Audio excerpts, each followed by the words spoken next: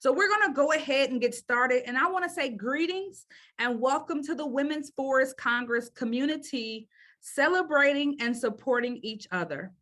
While we wait for participants to continue to join us, we are going to do a few polls.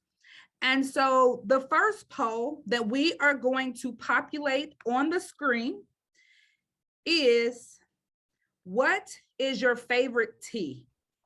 And so you have the option of sweet or unsweetened iced tea, herbal tea.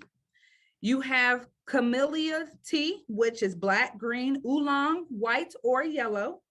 I haven't met a tea I didn't like. Hold the tea, give me coffee.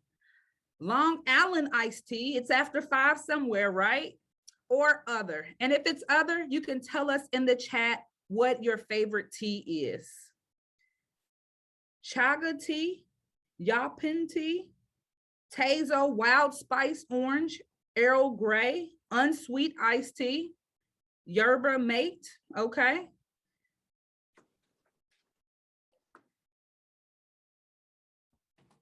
Okay, we have different teas in the chat. Awesome.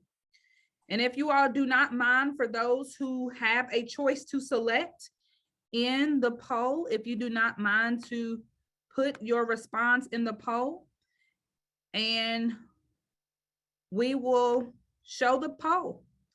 So majority with 33% said herbal teas. We had 22% with the camellia teas. And then we had at 18%, hold the tea, give me coffee.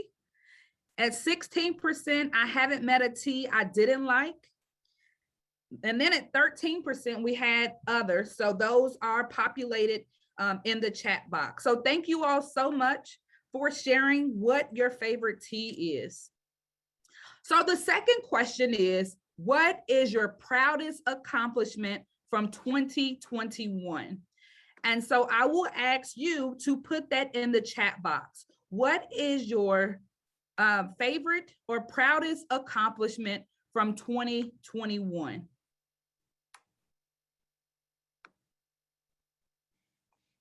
Buying my first house. Congratulations, Stephanie.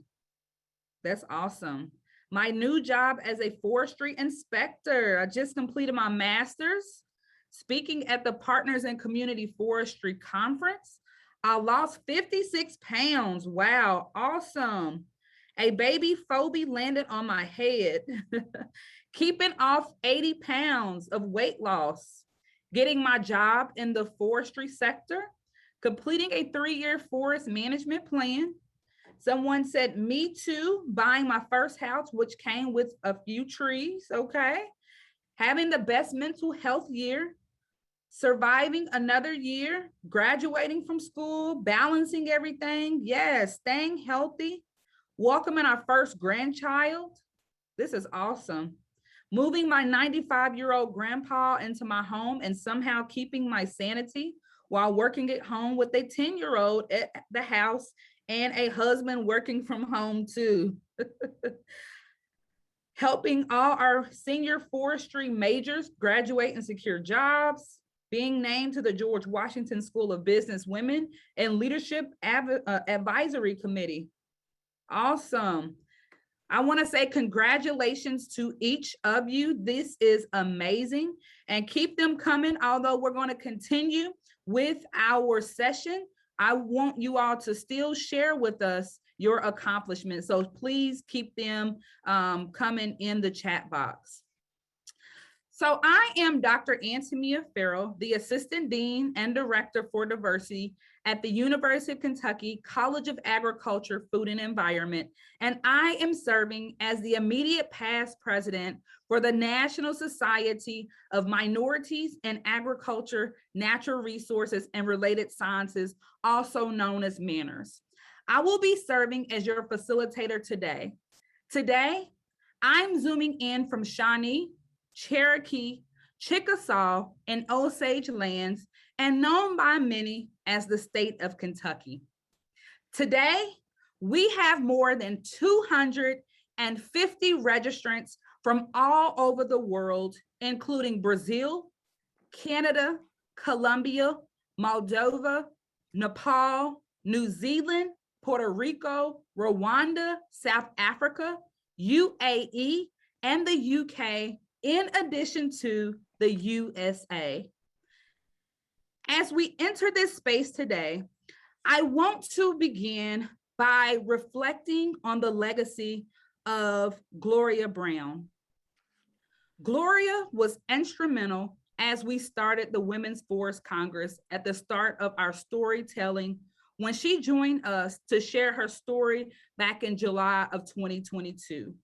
Gloria Brown, the Forest Service first African-American female forest supervisor, passed away September the 7th. Gloria served with the Forest Service from 1974 to 2007. Gloria Brown's legacy will live on because of the doors she opened, the employees she mentored, and her engagement and connection with the public that we serve. So if you all do not mind, let's take a moment of silence as we reflect on her legacy.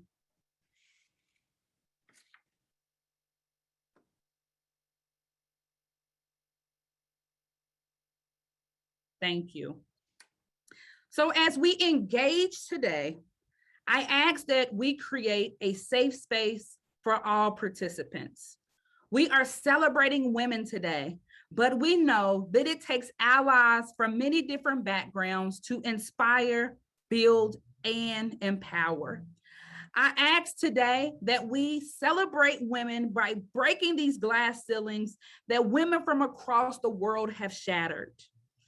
To ensure an inclusive and accessible space for all, we have 2 American Sign Language interpreters for the event, Rebecca DeSantis and Katie Sartoris. They will be taking turns interpreting in ASL. We'll be spotlighting their video along with our speakers today, but you can also pin their image on your Zoom screen by clicking the 3 dots on your video, on their video, and clicking pin video so that you can have that option. We will also have closed captioning that is available today for the duration of the session. The chat box will be available to put any questions or comments. We will be monitoring all comments for the duration of the session. Please make sure you are on mute unless speaking. The Women's Forest Congress is very active on social media. We have Facebook, Twitter, and LinkedIn. Connect to our Women's Forest Congress network to share your positive experience from today. You can tag Women's Forest Congress and use the hashtag #WeAreWFC in all your posts. And be sure to join the Women's Forest Congress networking group on LinkedIn.